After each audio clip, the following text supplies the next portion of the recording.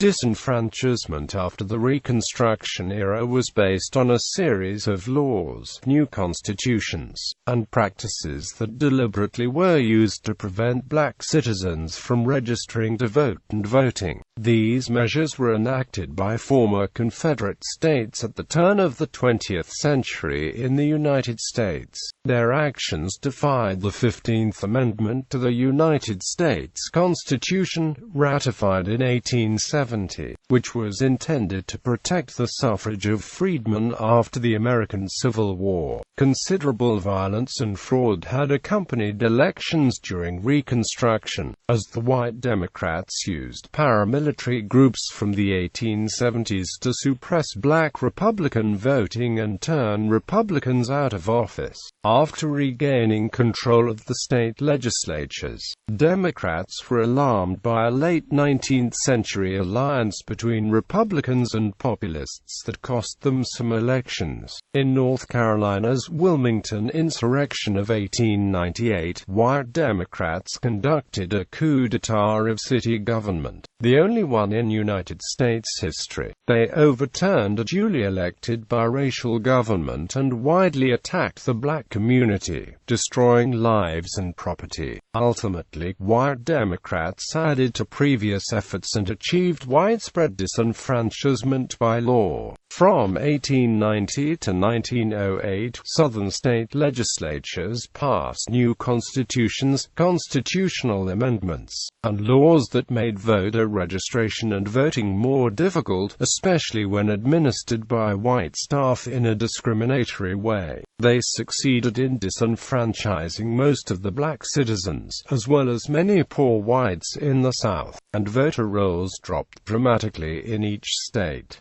The Republican Party was nearly eliminated in the region for decades. For the mid to the late 20th century, a wholesale party realignment took place, with white conservatives joining the Republican Party. Until then, Southern Democrats controlled the politics of Southern states and established white supremacy, as congressional apportionment of seats was based on the total population. The Southern white Democrats, the Southern Bloc, had tremendous legislative power for decades. Section 2 of the 14th Amendment could have been used to reduce congressional representation for states that denied suffrage on racial grounds, but this provision was not enforced. Opponents of the Southern Bloc could not overcome the political power. In 1912, the Republican Party was split when Roosevelt ran against the regular Taft. In the South by this time, the Republican Party had been hollowed out by the disenfranchisement of African Americans, who were largely excluded from voting. Democrat Woodrow Wilson was elected as the first Southern president since 1856. He was re-elected in 1916, in a much closer presidential contest. During his first term, Wilson satisfied the request of Southerners in his cabinet and instituted overt racial segregation throughout federal government workplaces, as well as racial discrimination in hiring. During World War I, American military forces were segregated, with black soldiers poorly trained and equipped. Disenfranchisement had far-reaching effects in Congress, where the Democratic Solid South gained about 25 extra seats in Congress for each decade between 1903 and 1953. Also, the Democratic dominance in the South meant that Southern senators and representatives became entrenched in Congress. They favored seniority privileges in Congress, which became the standard by 1920, and Southerners controlled chairmanships of important committees, as well as leadership of the National Democratic Party. During the Great Depression, legislation establishing numerous national social programs were passed without the representation of African Americans, leading to gaps in program coverage and discrimination against them in operations. In addition, because black Southerners were not listed on local voter rolls, they were automatically excluded from serving jury duty in local courts. Juries were all white across the South. Racial segregation in the U.S. military was ended in 1948 by executive order of President Harry S. Truman after World War II. Legal racial segregation in the South did not end until after passage of the Civil Rights Act of 1964. Disenfranchisement did not end until after passage of the Voting Rights Act of 1965, which authorized the federal government to monitor voter registration practices and elections where populations were historically underrepresented, and to enforce constitutional voting rights. Background: the American Civil War ended in 1865, marking the start of the Reconstruction Era in the 11 former Confederate states. Congress passed the Reconstruction Acts, starting in 1867, establishing military districts to oversee the affairs of these states pending Reconstruction. During the Reconstruction Era, blacks constituted absolute majorities of the populations in Mississippi and South Carolina, were equal to the white population in Louisiana, and represented more than 40% of the population in 4 other former Confederate states. Southern whites, fearing black domination, resisted the freedmen's exercise of political power. In 1867, black men voted for the first time. By the 1868 presidential election, Texas, Mississippi, and Virginia had still not been readmitted to the Union. Radical Republican Civil War General Ulysses S. Grant was elected president thanks to 700,000 black voters. In February 1870, the 15th Amendment was ratified. It was designed to protect blacks' right to vote from infringement by the states. White supremacist paramilitary organizations allied with Southern Democrats used intimidation, violence and assassinations to repress blacks and prevent them from exercising the civil rights in elections from 1868 until the mid-1870s. The insurgent Ku Klux Klan was formed in 1865 in Tennessee and quickly became a powerful secret vigilante group with chapters across the South. The Klan initiated a campaign of intimidation directed against blacks and sympathetic whites. The violence included vandalism and destruction of property, physical attacks and assassinations, and lynchings. Teachers who came from the North to teach freedmen were sometimes attacked or intimidated as well. Under the Enforcement Acts of 1870, the KKK was suppressed by federal prosecution. Klan murders led Congress to pass laws to end the violence. In 1870, the strongly Republican Congress passed the Enforcement Acts, imposing penalties for conspiracy to deny black suffrage. The acts empowered the president to deploy the armed forces to suppress organizations that deprive people of rights guaranteed by the 14th Amendment. Organizations whose members appeared in arms were considered in rebellion against the United States. The president could suspend habeas corpus under those circumstances. President Grant used these provisions in parts of the Carolinas in late 1871. United States Marshals supervised state voter registrations and elections and could summon the help of military and naval forces if needed. These measures led to the demise of the first Klan by the early 1870s. New paramilitary groups unleashed a second wave of violence resulting in over 1,000 deaths, usually black and/or Republican. The Supreme Court ruled in 1876 in United States v. Cruikshank, arising from trials related to the Colfax Massacre, that protections of the 14th Amendment, which the Enforcement Acts were intended to support, did not apply to the actions of individuals but only to the actions of state governments. The paramilitary organizations that arose in the mid to late 1870s were part of continuing insurgency in the South after the Civil War, as armed veterans in the South resisted social changes and worked to prevent black Americans from voting and running for office. Such groups included the White League, formed in Louisiana in 1874 from white militias, with chapters forming in other southern states. The Red Shirts, formed in 1875 in Mississippi but also active in North Carolina and South Carolina, and other whiteliners, such as rifle clubs and the Knights of the White Camellia. Compared to the Klan, they were open societies, better organized and devoted to the political goal of regaining control of the state legislatures and suppressing Republicans, including most blacks.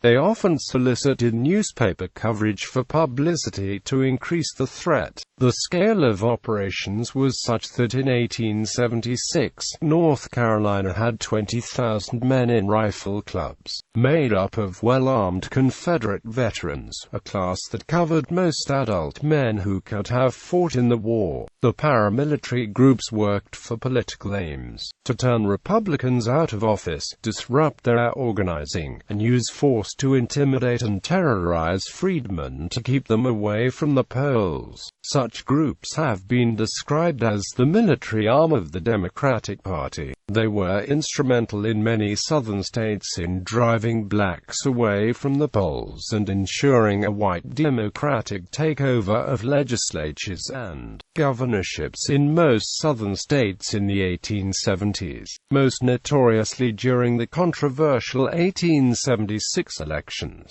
As a result of a national compromise of 1877 arising from the 1876 presidential election, the federal government withdrew its military forces from the South, formally ending the Reconstruction Era. By that time, Southern Democrats had effectively regained control in Louisiana, South Carolina, and Florida. They identified as the Redeemers. In the South, the process has been called the Redemption. African-American historians sometimes call the Compromise of 1877 the Great Betrayal. Post-Reconstruction disenfranchisement, following continuing violence around elections as insurgents worked to suppress black voting. The Democratic-dominated southern states passed legislation to create barriers to voter registrations by blacks and poor whites, starting with the Georgia poll tax in 1877. Other measures followed, particularly near the end of the century, after a Republican-populist alliance caused the Democrats to temporarily lose some congressional seats and control of some gubernatorial positions. To secure the power, the Democrats worked to exclude blacks from politics. The results could be seen across the South. After Reconstruction, Tennessee initially had the most consistently competitive political system in the South. A bitter election battle in 1888, marked by unmatched corruption and violence, resulted in white Democrats taking over the state legislature. To consolidate the power, they worked to suppress the black vote and sharply reduced it through changes in voter registration, requiring poll taxes, as well as changing election procedures to make voting more complex. In 1890, Mississippi adopted a new constitution, which contained provisions for voter registration which required voters pay poll taxes and pass a literacy test. The literacy test was subjectively applied by white administrators, and the two provisions effectively disenfranchised most blacks than many poor whites. The constitutional provisions survived a Supreme Court challenge in Williams v.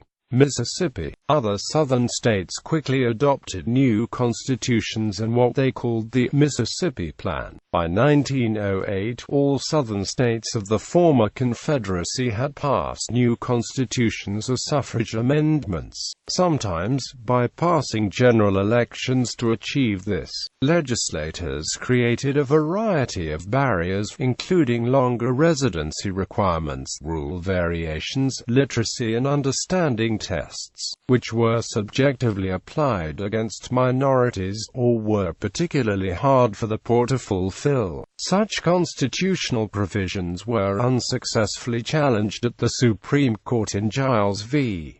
Harris. In practice, these provisions, including white primaries, created a maze that blocked most blacks and many poor whites from voting in southern states until after passage of federal civil rights legislation. In the mid-1960s, voter registration and turnout dropped sharply across the South, as most blacks and many poor whites were excluded from the political system. The disenfranchisement of a large proportion of voters attracted the attention of Congress, and in 1900 some members proposed stripping the South of seats related to the number of people who were barred from voting. Apportionment of seats was still based on total population. As a result, white Southerners commanded a number of seats far out of proportion to the voters they represented. In the end, Congress did not act on this issue, as the Southern bloc of Democrats had sufficient power to reject or stall such action. For decades, white Southern Democrats exercised congressional representation derived from a full count of the population, but they disfranchised several million black and white citizens. Southern white Democrats comprised the solid South, a powerful voting bloc in Congress until the mid-20th century. The representatives, re-elected repeatedly by one-party states,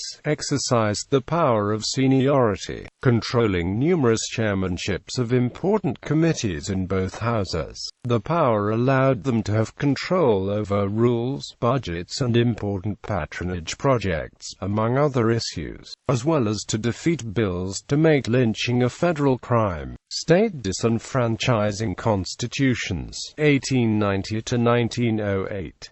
Despite white Southerners' complaints about Reconstruction, several Southern states kept most provisions of the Reconstruction constitutions for more than 2 decades, until late in the 19th century. In some states, the number of blacks elected to local offices reached a peak in the 1880s. Although Reconstruction had ended, they had an influence at the local level, where much of government took place, although they did not win many statewide and national seats. Subsequently, state legislatures passed restrictive laws or constitutions that made voter registration and election rules more complicated, as literacy tests and other restrictions could be applied subjectively. These changes sharply limited the vote by most blacks, and often, many poor whites. Voter rolls dropped across the South into the new century. Florida approved a new constitution in 1885 that included provisions for poll taxes as a prerequisite for voter registration and voting. From 1890 to 1908, 10 of the 11 Southern states rewrote their constitutions. All included provisions that effectively restricted voter registration and suffrage, including requirements for poll taxes, increased residency, and subjective literacy tests. With educational improvements, blacks had markedly increased the rate of literacy. By 1891, their illiteracy had declined to 58%. The rate of white illiteracy in the South was 31%. Some states used grandfather clauses to exempt white voters from literacy tests altogether. Other states required otherwise eligible black voters to meet literacy and knowledge requirements to the satisfaction of white registrars, who applied subjective judgment and, in the process, rejected most black voters. By 1900, the majority of blacks were literate, but even many of the best educated of these men continued to fail the literacy tests administered by white registrars. The historian J. Morgan Cooter noted, within the Democratic Party, the chief impetus for restriction came from the Black Belt members, whom he identified as always socioeconomically privileged. Quote, In addition to wanting to affirm white supremacy, the planter and business elite were concerned about voting by lower-class and uneducated whites. Cooter found they disfranchised these whites as willingly as they deprived blacks of the vote. Herman noted the goals of disenfranchisement resulted from several factors: competition between white elites and white lower classes, for example, and a desire to prevent alliances between lower-class white and black Americans, as had been seen in populist Republican alliances, led white Democratic legislators to restrict voter rolls. With the passage of new constitutions, Southern states adopted provisions that caused disenfranchisement of large portions of the populations by skirting U.S. constitutional protections of the 14th and 15th Amendments. While the voter registration requirements applied to all citizens, in practice they disenfranchised most blacks.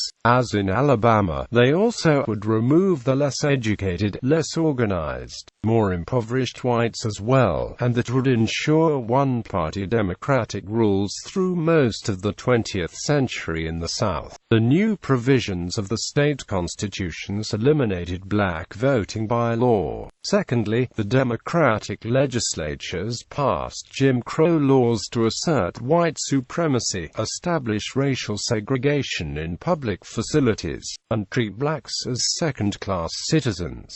The landmark court decision in Plessy v. Ferguson held that separate but equal facilities, as on railroad cars, was constitutional. The new constitutions passed numerous Supreme Court challenges. In cases where a particular restriction was overruled by the Supreme Court in the early 20th century, states quickly devised new methods of excluding most blacks from voting, such as the white primary. The only competitive contests in Southern states were reduced to Democratic Party primaries. For the National Democratic Party, the alignment after Reconstruction resulted in a powerful Southern region that was useful for congressional clout. But, prior to President Franklin D. Roosevelt, the Solid South inhibited the National Party from fulfilling center-left initiatives. Southerner Woodrow Wilson, one of the two Democrats elected to the presidency between Abraham Lincoln and Franklin D. Roosevelt, was the first Southerner elected after 1856. He benefited by the disenfranchisement of blacks and crippling of the Republican Party in the South. Soon after taking office, Wilson directed the segregation of federal facilities in the District of Columbia, which had been integrated during Reconstruction.